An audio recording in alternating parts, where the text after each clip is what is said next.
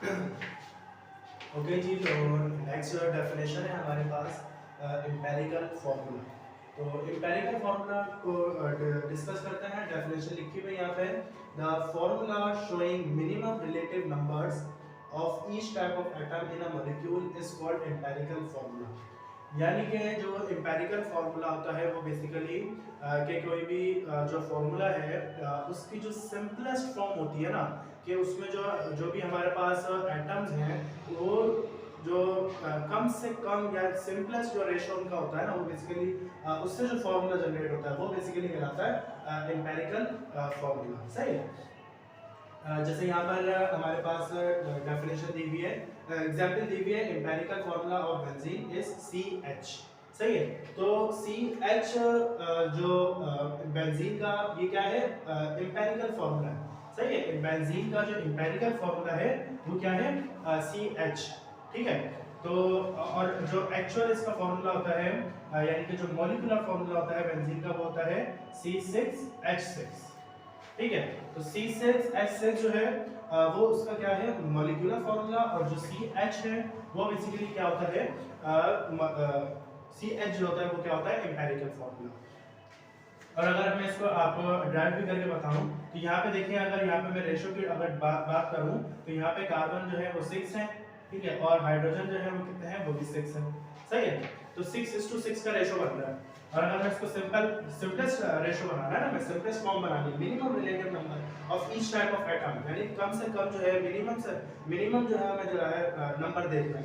तो अगर हम एम्पेरिकल फार्मूला बात कर रहे हैं तो इसको क्या करेंगे, सिंपलेस्ट रेशो बनाएंगे, 6 1 6 1 6 और 6 1 6, यानी कि कार्बन क्या हो जाएगा, 1 हो जाएगा, और हाइड्रोजन भी क्या हो जाएगा, 1 हो जाएगा। तो ये बेसिकली क्या होता है, एम्पेरिकल फार्मूला होता है किसका, बेंजीन का। इसी तरीके से दूसरी अगर हम देखें जो जो हमारे पास है ग्लूकोज, ग्लूकोज है, ग्लूकोज का जो वो होता है एम्पेरिकल फार्मूला, पहले मॉलिक्यूलर फार्मूला देख लेते हैं। मॉलिक्यूलर फार्मूला ग्लूकोज का क्या होता है, C6H12O6। तो ये होता है ग्लूकोज का मॉलिक्यूलर फार्मूला। सही है। अब अगर मैं इसको सिंपल करूं, यानी कि देखें, कार्बन 6 1 6, 6 2 12 और 6 1 6। ठीक है। सिंपलेस्ट होल रेशो बनाना है ना, सिंपलेस्ट फॉर्म बनानी है। तो एक कार्बन, हाइड्रोजन कितने, 2, और ये एक ऑक्सीजन। तो ये मॉलिक्यूलर फार्मूला था ग्लूकोज का। ये क्या हो गया हमारे पास, ये जो है हमारे पास एम्पेरिकल फार्मूला है ग्लूकोज का। ठीक है। और भी बहुत सारी डेफिनेशंस होती हैं, बुक में से भी जो है देख लेते हैं क्या क्या लिखा हुआ है। Empirical formula shows simplest ratio of each atom present in a molecule, यानी कि जो एम्पेरिकल फार्मूला होता है वो क्या शो करता है, वो सिंपलेस्ट रेशियो शो करता है। सही, यानी कि मिनिमम अमाउंट ऑफ एटम जो है वो शो करेगा किसी भी मॉलिक्यूल में जो भी प्रेजेंट होता है। Empirical formula does not show the actual number of atoms in a molecule. Empirical formula कभी भी एक्चुअल नंबर जो है वो शो नहीं करता। ठीक है। एक्चुअल नंबर यानी कि कोई भी मॉलिक्यूल है कि उसमें असल में कितने मॉलिक्यूल कितने एटम पाए जाते हैं, वो कभी भी एम्पेरिकल फार्मूला शो नहीं करता। Empirical formula tell us the type of element present in it. Example भी यहाँ पे जो है, एक तो बेंजीन की दी हुई है। बेंजीन का मैंने आपको बता दिया कि ये जो बेंजीन का मॉलिक्यूलर फॉर्मूला है वो C6H6 है, और इसको सिंपल फॉर्म में जब हम चेंज करेंगे तो हमें मिल जाएगा बेंजीन का एम्पेरिकल फॉर्मूला, जो क्या होता है CH। इसी तरीके से ग्लूकोज है, ग्लूकोज का मॉलिक्यूलर फॉर्मूला C6H12O6 है, और इसका जो एम्पेरिकल फॉर्मूला है वो क्या होगा, CH2O। ठीक है। तो ये हमारे पास था empirical formula. Empirical formula basically simplest type of atom जो है बताता है, सिंपलेस्ट रेशो बताता है किसी भी मॉलिक्यूल में जितने एटम प्रेजेंट होते हैं उसकी जो है बेसिकली सिंपलेस्ट फॉर्म बताता है। तो वो जो सिंपलेस्ट जो फॉर्म है जब उसको हम उसका जो फार्मूला बनता है वो क्या कहलाता है, एम्पेरिकल फार्मूला। और next is molecular formula. Molecular formula की डेफिनेशन है यहाँ पे, the molecular formula is the formula which shows actual number of atom. ठीक है। ये आपने याद रखना है कि मॉलिक्यूलर फार्मूला जो होता है वो एक ऐसा फार्मूला होता है जिसमें मॉलिक्यूल्स के जो एटम होते हैं उसमें एक्चुअल नंबर ऑफ एटम्स पाए जाते हैं। सही है। जैसे कोई भी मॉलिक्यूल है उसमें एक्चुअल नंबर ऑफ एटम्स पाए जाएंगे। अगर वो एक्चुअल नंबर ऑफ एटम्स किसी भी एलिमेंट में पाए जा रहे हैं, किसी भी मॉलिक्यूल में प्रेजेंट है, तो वो जो फार्मूला है वो बेसिकली क्या कहलाता है, मॉलिक्यूलर फार्मूला। कि यानी कि उसमें असल में जो जितने मॉलिक्यूल जितने एटम पाए गए हैं पाए जाते हैं वो क्या कहलाता है, मॉलिक्यूलर फार्मूला।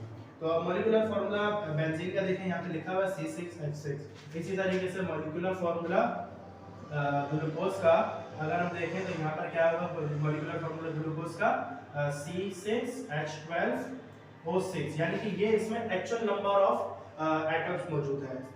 6 कार्बन है, 12 हाइड्रोजन है और 6 ऑक्सीजन है। ठीक है, इसी तरीके से अगर मैं देखूं यहाँ पे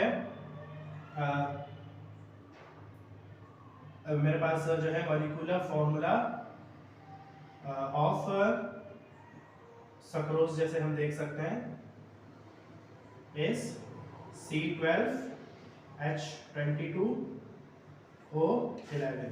तो ये जो है वो एक्चुअल नंबर होता है किसके किसी भी जो है मॉलिक्यूलर फार्मूला में क्या होता है, एक्चुअल नंबर ऑफ एटम पाए जाएंगे तो हम उसे क्या बोलेंगे कि वो क्या है, मॉलिक्यूलर फार्मूला। तो उसमें से भी देख लेते हैं। Molecular formula is derived from empirical formula. ये आपने याद रखना है कि मॉलिक्यूलर फार्मूला जो है वो किससे ड्राइव होता है, वो एम्पिरिकल फार्मूला से ही ड्राइव होता है। ठीक है, अगर मैं बेसिकली इसकी डेफिनेशन वो बताऊं, एग्जांपल दूं, तो जैसे आपको पता है कि हम घर में अगर हमारी जो है सिस्टर्स वगैरह मदर वगैरह चाय बना रही हैं, तो अगर एक पर्सन के लिए बनाएंगी तो आप उसमें देख सकते हैं कि उसमें 1 चम्मच जो है चीनी डालेगी, 1 चम्मच ही पत्ती डालेगा और थोड़ा सा जो है मिकदार में 1 कप के हिसाब से दूध डालेगा। तो ये सिंपल से जो है 1 कप की हमने चाय बनाई। अगर हम जो है तादाद उसकी बढ़ा दें तो उसको ज़ाहिर है कि हमें सामान भी उसका डबल करना पड़ेगा, बढ़ाना पड़ेगा। अगर मैं जो है 6 बंदों की चाय बना रहा हूँ, 10 बंदों की चाय बना रहा हूँ, तो उसका सामान जो है हमें डबल करना पड़ेगा और डबल से जो है ज़्यादा बना रहा हूँ तो ज़्यादा करना पड़ेगा। तो बेसिकली यही होता है कि एम्पिरिकल फार्मूला हमें जो है पता होता है और फिर उससे को यूज करते हुए हम क्या जनरेट करते हैं, मॉलिक्यूलर फार्मूला जनरेट करते हैं। ठीक है, ये आसानी से होता नहीं है, ये तो चाय की तो मैंने ऐसे एग्जांपल दे दी थी। आगे देखते हैं molecular formula mass is calculated by adding atomic weight of its atom. Molecular formula of a compound may be same और मल्टीपल ऑफ एम्पिरिकल फार्मूला। हाँ, ये एक चीज इंपॉर्टेंट है यहाँ पे जो इसमें बुक में पॉइंट दिया हुआ है कि मॉलिक्यूलर फार्मूला जो है वो सेम हो सकता है। सही है, किससे सेम हो सकता है, वो एम्पिरिकल फार्मूला से सेम हो सकता है। यानी कि कुछ हमारे पास ऐसे मॉलिक्यूल होते हैं जिनका एम्पिरिकल और मॉलिक्यूलर फार्मूला क्या होता है, सेम होता है। जैसे यहाँ पे एग्जांपल में हम लिख सकते हैं फार्मूला वाटर का जो फार्मूला है वो होता है H2O। तो यही इसका एम्पिरिकल फार्मूला है और यही इसका मॉलिक्यूलर फार्मूला है। यानी कि इसको हम मजीद जो है सिंपल नहीं बना सकते। तो इस वजह से यही हमारे पास इसका एम्पिरिकल फार्मूला भी है वाटर का और यही इसका मॉलिक्यूलर फार्मूला है। इसी तरीके से जो H2SO4